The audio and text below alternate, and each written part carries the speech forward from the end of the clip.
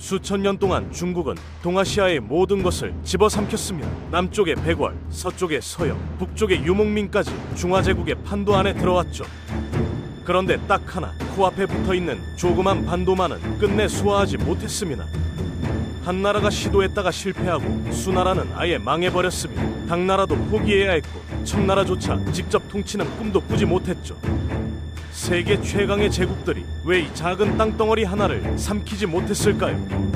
그 답을 찾으려면 전쟁터가 아니라 협상 테이블을 들여다봐야 합니다. 한반도가 살아남은 진짜 비결은 산성이 아니라 외교였거든요.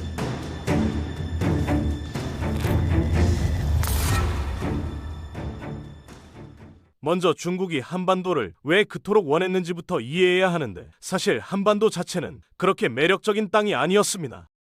평야는 좁고 산이 많아서 농사짓기 어렵고 금이나 은 같은 귀금속도 풍부하지 않았거든요. 그럼에도 중국 황제들이 집착한 이유는 따로 있었는데 바로 체면의 문제였습니다. 천하를 다스린다고 자처하는 황제 입장에서 바로 옆에 복속되지 않은 나라가 있다는 건 권위에 흠집이 나는 일이었고, 특히 새 왕조가 들어서면 정통성을 증명하기 위해서라도 주변국을 굴복시켜야 했죠. 수나라 양제가 고구려 원정에 그토록 집착한 것도 이런 맥락에서 이해할 수 있습니다. 612년 살수 대첩을 흔히 을지문덕의 군사적 승리로만 기억하는데, 사실 그 이면에는 치밀한 외교적 계산이 있었습니다. 을지문덕은 수나라 진영에 직접 들어가 거짓 항복 의사를 전달했는데, 이건 단순한 기만술이 아니라 적장의 심리를 읽은 전략이었거든요. 수나라 장수들은 고구려가 항복하면 전쟁 없이 공을 세울 수 있다는 유혹에 빠졌고, 을지문덕이 돌아간 후에도 추격할지 말지 망설이다가 결국 깊숙이 끌려 들어갔습니다. 살수에서 30만 대군이 괴멸당한 건 군사적 패배이기도 했지만 그 전에 이미 외교적 기만에 넘어간 결과였던 거죠.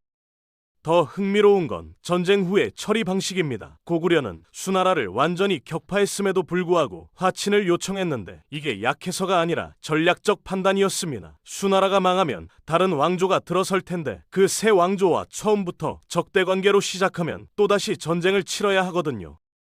실제로 수나라가 망하고 당나라가 들어섰을 때 고구려는 일단 우호적인 관계를 맺으려 했고, 당 태종이 침공해왔을 때도 안시성에서 버틴 후 협상으로 마무리 지었습니다. 이런 패턴은 고려시대에 더욱 정교해졌는데, 993년 거란의 소손령이 80만 대군을 이끌고 침공했을 때 서희의 대응이 대표적입니다. 서희는 적장을 직접 만나 담판을 벌였는데 군사적 열세에도 불구하고 오히려 공세적으로 협상을 이끌었거든요.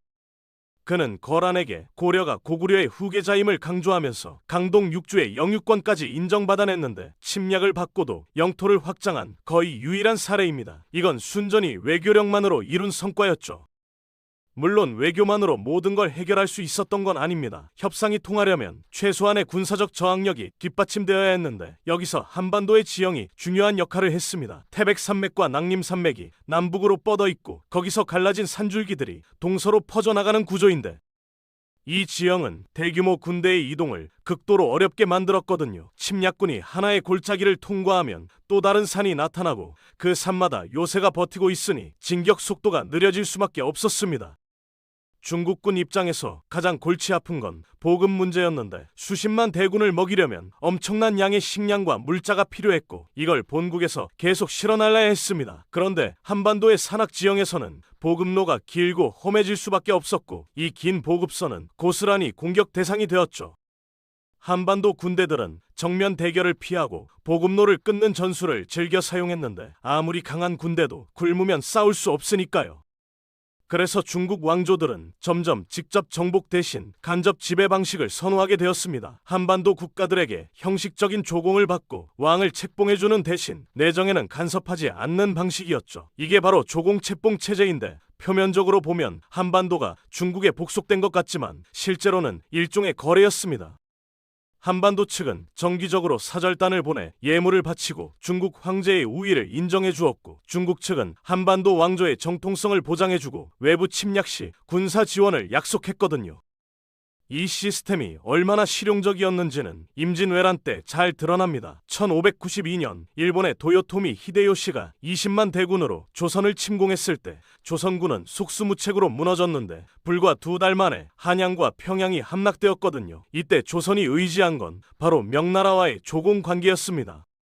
명나라는 조공국을 보호해야 할 의무가 있었고 실제로 대규모 원군을 파견해서 일본군을 밀어냈죠. 수백 년간 바친 조공이 이자까지 붙어서 돌아온 셈인데 이건 조공체제가 단순한 굴욕이 아니라 안보 동맹의 성격도 있었음을 보여줍니다. 그런데 이 조공체제에도 위험한 순간이 있었는데 바로 중국에서 왕조가 교체될 때였습니다. 기존 왕조에 충성을 바쳤던 한반도 국가 입장에서는 새 왕조와의 관계를 어떻게 설정할지가 생존의 문제였거든요. 잘못하면 새 왕조의 적으로 찍혀서 침략을 받을 수 있었고 너무 빨리 갈아타면 의리 없는 나라로 낙인 찍힐 수도 있었습니다. 조선 초기 광해군은 이 딜레마를 교과서적으로 해결했는데 당시 명나라는 만주에서 일어난 후금에게 밀리고 있었고 조선에 원군을 요청했습니다. 광해군은 강옥립에게 1만 군대를 주어 파견했지만 동시에 상황을 봐서 행동하라는 밀명을 내렸죠. 결국 강옥립은 후금군에 투항했고 후금의 노르하치는 조선이 어쩔 수 없이 명나라 편을 든 것임을 이해했습니다. 이 중립 외교 덕분에 조선은 명청 교체기의 혼란에서 한동안 전쟁을 피할 수 있었죠. 하지만 광해군이 쿠데타로 쫓겨나고 인조가 즉위하면서 상황이 바뀌었는데 인조 정권은 명나라에 대한 의리를 내세우며 후금에 적대적인 태도를 취했습니다. 결과는 1627년 정묘호란과 1636년 병자호란이었는데 특히 병자호란 때는 인조가 남한산성에서 45일간 버티다가 삼전도에서 청태종에게 3번 절하고 9번 머리를 조아리는 굴욕을 당해야 했죠.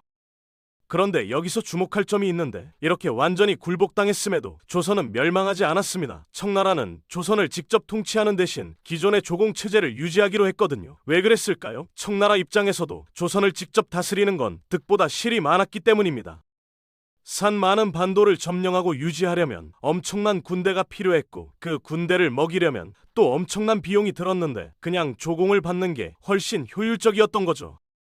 이런 계산은 이전 왕조들도 마찬가지였습니다. 수나라 양제가 고구려 원정에 실패한 후 무슨 일이 벌어졌는지 생각해보면 113만 대군의 원정 비용과 패배로 인한 위신 추락이 결합되어 전국 각지에서 반란이 일어났고 결국 왕조가 무너졌거든요. 한반도 정복이 가져다줄 이익보다 정복 시도가 초래할 위험이 훨씬 크다는 걸 역대 중국 황제들은 경험으로 배웠던 겁니다. 한반도 국가들도 이 계산법을 잘 알고 있었고 그래서 전쟁에서 이겨도 상대방의 체면을 세워줬습니다. 살수 대첩 후에도 귀주 대첩 후에도 안시성 전투 후에도 한반도 측은 화친을 요청하며 형식적인 복종을 표했는데 이건 비굴해서가 아니라 다음 침략을 막기 위한 보험이었습니다. 중국 황제가 체면을 구기지 않고 물러날 명분을 제공해야 전쟁이 끝나거든요. 완전한 승리를 거둔 후 상대를 궁지로 몰면 오히려 더 큰 전쟁을 불러올 수 있었습니다.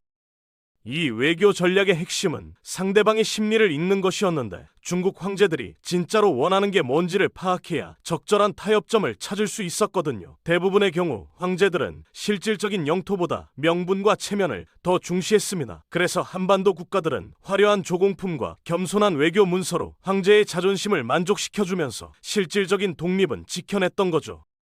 조공무역도 빼놓을 수 없는 요소인데 조공이라고 하면 일방적으로 바치기만 하는 것 같지만 실제로는 일종의 무역이었습니다. 조공사절단이 예물을 가져가면 황제도 답례품을 주었는데 이게 때로는 조공품보다 더 가치가 있었거든요.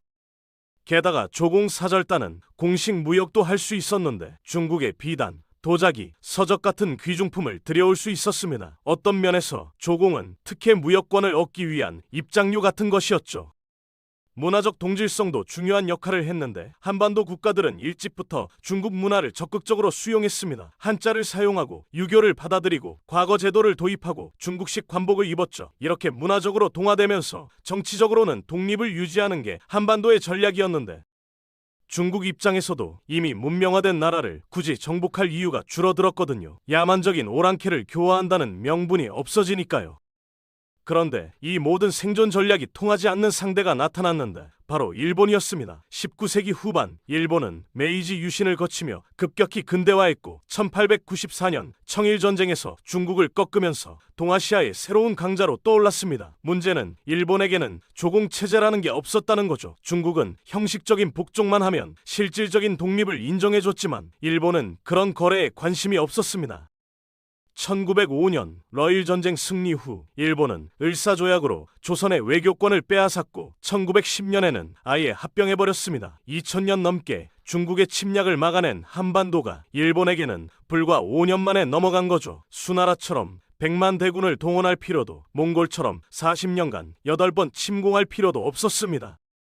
한반도의 산성들은 바다 건너온 근대 군대 앞에서 무용지물이었고 중국 황제의 체면을 살려주던 외교술은 제국주의 일본에게 통하지 않았던 겁니다. 역사에서 배울 점이 있다면 생존 전략은 상대에 따라 달라져야 한다는 것입니다. 한반도 국가들이 수천 년간 발전시킨 대중국 외교술은 중화 질서 안에서만 유효했고 그 질서가 무너지자 새로운 전략이 필요했는데 그걸 찾기 전에 일본에 병합당해버린 거죠. 하지만 그 전까지 한반도가 보여준 생존력은 분명 놀라운 것이었습니다. 주변의 수많은 민족과 국가들이 중국에 흡수되어 사라진 것을 생각하면 한반도가 독자적인 정체성을 유지한 건 지리적 행운만으로는 설명할 수 없거든요. 산성과 협곡도 중요했지만 결국 언제 싸우고 언제 물러나야 하는지 아는 지혜가 한반도를 지켜낸 진짜 힘이었던 겁니다.